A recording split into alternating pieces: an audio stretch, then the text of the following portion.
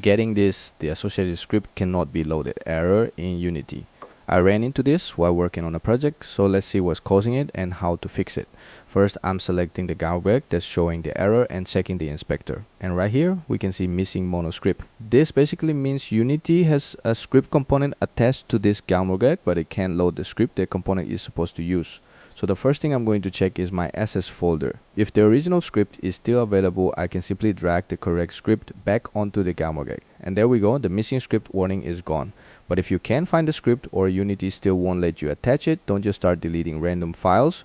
Open the console and check for any compile errors. A script that isn't compiling can also prevent Unity from loading it properly. So in short, check the Galweg, look for the missing monoscript component, find the correct script and reattach it. If that doesn't work, check the console for compile errors. And that's how you can troubleshoot the associated script cannot be loaded error in Unity.